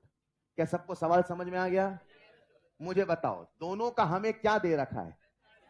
मतलब दोनों का रिडक्शन हो रहा है। जो दिया है वही होता है, ऐसा नहीं होता है। इसको समझो बस। ये तो बस वैल्यू देने का एक तरीका है। मैंने ए का भी आपको क्या दिया, एसआरपी। बी का भी क्या दिया। अब मुझे बताओ क्या दोनों का रिडक्शन होगा। अच्छा एक मिनट, दोनों की सेल्फ टेंडेंसी कैसी है। अकेला ए होगा, अकेला बी होगा, लेकिन दोनों साथ में होगा तो कोई रिड्यूस तो कोई। बोलो किसका रिडक्शन पोटेंशियल ज्यादा, किसका रिडक्शन पोटेंशियल ज्यादा। तो रिड्यूस कौन होगा, ऑक्सीडाइज कौन होगा। एनोड की परिभाषा बोल पाओगे। जहां पर जिसका ऑक्सीडेशन एनोड, जहां पर जिसका रिडक्शन कैथोड। अगर ए और बी की बैटरी बनाई जाएगी, अगर ए और बी की, तो बी को बनना पड़ेगा कैथोड, ए को बनना पड़ेगा एन। बोलो डन, बोलो डन। एक बच्चा कहीं दूर कोने में मेरी बातों को ध्यान सुन रहा था। वो कहता है इलेक्ट्रोड होगा कभी एनोड तो कभी कैथोड होगा। हर इलेक्ट्रोड का अपना इलेक्ट्रोड। कंडीशन स्टैंडर्ड होने पे वही एसओपी, वही जो आप पेपर में लिख दोगे वही होगा, ऐसा हमें अपना दिमाग लगा के सोचना। आखिर उसके साथ क्या होगा, जिसकी क्षमता ज्यादा उसके साथ वही होगा। लेकिन सर ये बताओ मुझे क्षमता पता कैसे चलेगी। आज तो आपने 1.5 2.3 बोल दिया, मैं कैसे जानूंगा। अरे बोलो। अब हमें हर इलेक्ट्रोड का निकालना है इलेक्ट्रोड। एक मिनट, इलेक्ट्रोड पोटेंशियल पोटेंशियल है कि पोटेंशियल डिफरेंस। क्या पोटेंशियल डिफरेंस निकालने के लिए हम लोग बैरोमीटर का प्रयोग करते हैं। अच्छा अच्छा, कौन सा इंस्ट्रूमेंट, वोल्ट मीटर। अरे हाँ या ना। ये मान लो मेरे पास एक इलेक्ट्रोड है, क्या है ये, सबको दिख रहा है। अच्छा प्योर पानी इलेक्ट्रोड है क्या। नहीं नहीं सर, इसमें डुबो दूं मैं मार्कर को, क्या ये इलेक्ट्रोड बन गया। अरे बोलो ना यार, क्या इसका अपना इलेक्ट्रोड पोटेंशियल आएगा। अब मुझे इसका इलेक्ट्रोड पोटेंशियल निकालना है। इलेक्ट्रोड पोटेंशियल तो मुझे एक वोल्ट मीटर लगाना, volt meter major potential difference. अरे बोलो ना यार। लेकिन उसके लिए जब मैं डिफरेंस निकालूंगा तो मुझे कोई दूसरा भी तो चाहिए जिसका मुझे पोटेंशियल पता होना। सोचो, कभी आपने फल फूल की दुकान पे, सब्जी दुकान पे सब्जी तोलते हुए देखा है। वो सब्जी तोलने के लिए एक तरफ सब्जी रखता है, एक तरफ हवा, हर तरफ क्या रखता है, किलो का वॉट, हाँ या ना। अरे यस और नो। तब तो वो निडिल ऐसे होती है, यस और नो। अच्छा निडिल इधर भारी है मतलब ये वाला भारी है, निडिल इधर है मतलब ये वाला। अच्छा निडिल बीचों बीच तो एग्री। यही तो मेजरमेंट का नियम है। कॉपी में लिखिएगा next point, measurement of electrode potential. Measurement of electrode potential. बच्चों अब हम क्या निकालने चले हैं, इलेक्ट्रोड पोटेंशियल। मैं आपसे कुछ कहूंगा जिसे सुन के आप हैरान हो जाओगे, कह दूं। मेजरमेंट कभी भी एब्सोल्यूट नहीं होता है। क्या बोला मैंने, मेजरमेंट कभी भी, वो हमेशा किसी के तुलना में होता है। सहमत हो कि नहीं। सोचो अगर आपने एप्पल खरीदते समय बगल में एक पत्थर रखा होता तो घर आके कहते एक पत्थर एप्पल लाया हूं। हाँ? सोचो सोचो, अगर आपने किलो का वॉट नहीं वहां कद्दू रखा होता तो घर आके कहते एक कद्दू एप्पल लाया। एग्री और नॉट। अच्छा मीटर जब कहा जाए तो आपके मन में मीटर का फील आता है कि नहीं आता। आता है बेटा, बेटा आपके मन में भी आता है। आगे फील नहीं आएगा बेटा। फिर पढ़ाई आसान होती तो हर कोई डॉक्टर होता ना यार। इतना ही आसान होता, पर कठिन चीजों को करने का मजा ही अलग है। नहीं, कट ऑफ 650 जा रहे, आपके 700 नंबर आ रहे, क्या मजा आता है। इसे हम कहते हैं मीटर, राइट। अगर मैं कह दूं वहां से लेके वहां तक की लंबाई है 5 मीटर, मान लो ये 5 मीटर है कि मेरे बनाए 1 मीटर का 5 गुना है। 1 मीटर का 5 गुना। 1 मीटर ने भी इंसान ने बनाया और उसी बनाए गए रेफरेंस दुनिया की हर चीज को तौल डाला। 1 केजी भी इंसान ने बनाया और फिर कहा ये 10 केजी, 5 केजी, 20 केजी है। बोलो हाँ या ना। जब भी कभी मेजरमेंट करना होता है पहले रेफरेंस बनाना होता है। आज हम क्या मेजर करने वाले हैं, इलेक्ट्रोड पोटेंशियल। तो हमें एक रेफरेंस बनाना, अब मैं आपका एक कॉमन सेंस का सवाल चाहता हूं, common sense, you understand common sense बेटा? इमेजिन करते हमारे पास ये बर्तन है, क्या ये? और इमेजिन करते इसमें हमने भर दिया जिंक, भर दो, और जिंक सल्फेट भी भर दो। ये ZnSO4 है, राइट? ये जिंक की रॉड है, राइट? हमें इसका पोटेंशियल डिफरेंस बताना, राइट? इसका कुछ अपना पोटेंशियल होगा, V2 मान ले, V1 मान ले, यहां वोल्ट मीटर लगाऊंगा ना बेटा, तो इधर का पोटेंशियल तुम्हें पता होना। अच्छा मान लो इधर का पोटेंशियल V2 पता होता, कितने बच्चे जो मुझे पोटेंशियल डिफरेंस बता देते? कोई भी बता। V2 माइनस V1, बड़ा माइनस छोटा बेटा, V2 माइनस V1 नहीं होता। अगर ये बड़ा होता दिस माइनस दिस, ये बड़ा होता दिस माइनस दिस, हाँ या ना? फिलहाल आपका ध्यान चाहिए, मतलब पोटेंशियल डिफरेंस निकालना कितना आसान है, बस मुझे इधर का पता होना।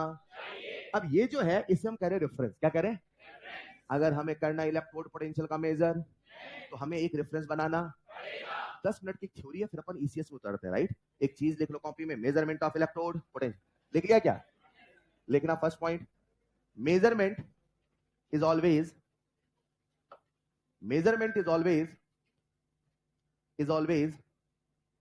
रिलेटिव।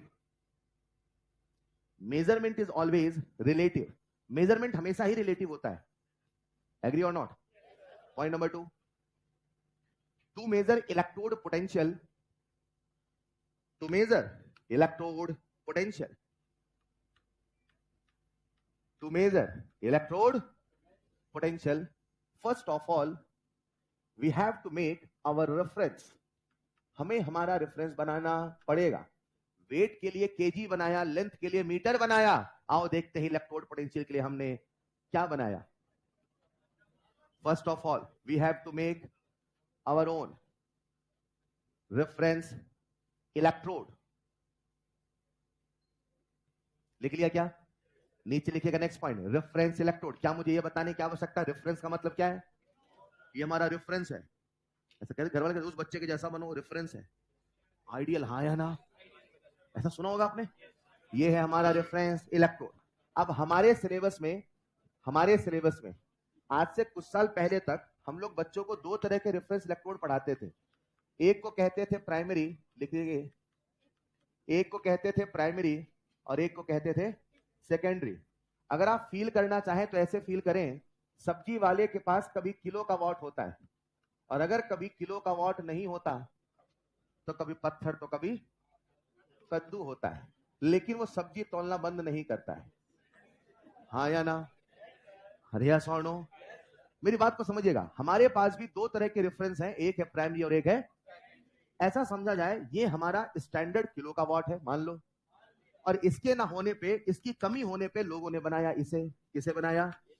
आज के सिलेबस को देखते हुए हम लोग इस पे डिस्कशन नहीं करेंगे, हमारा डिस्कशन होगा किस पे होगा? इस पे। बोलो चलेगा? तो लिखते रहे, फिर भी मैं हल्का सा नाम लिखा दूंगा बस। सेकेंडरी रेफरेंस इलेक्ट्रोड हम लोग पढ़ा करते थे। हाँ, आप कहोगे तो मैं कोई रिएक्शन का सवाल देके समझा दूंगा, लेकिन आपको इसके डिटेल में जाने की आवश्यकता नहीं है। दो इलेक्ट्रोड डिस्कस करते थे, एक का नाम था कैलुमर इलेक्ट्रोड, लिख लेंगे प्लीज, और एक लिखते थे सिल्वर क्लोराइड। इसकी पूरी वर्किंग पढ़ते थे, लेकिन अब की आवश्यकता नहीं है। फिर वो कहते हैं सिलेबस हमने कट कर दिया, तभी तो कट ऑफ ज्यादा जा रहा है। बोलना नहीं है। अब हमारे सामने दो प्रकार के इलेक्ट्रोड हैं, एक है कैलुमल, एक है सिल्वर क्लोराइड। नाम याद रखना, मैं इस पर डिस्कशन नहीं करूंगा, हाँ रिएक्शन लिखना आपको सिखा दूंगा, चलेगा?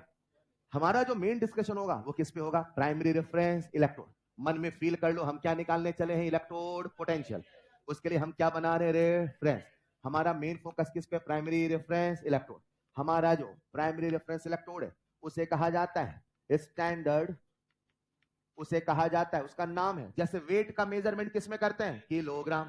लेंथ का मेजरमेंट, वैसे हमारे रेफरेंस इलेक्ट्रोड का नाम है स्टैंडर्ड हाइड्रोजन इलेक्ट्रोड।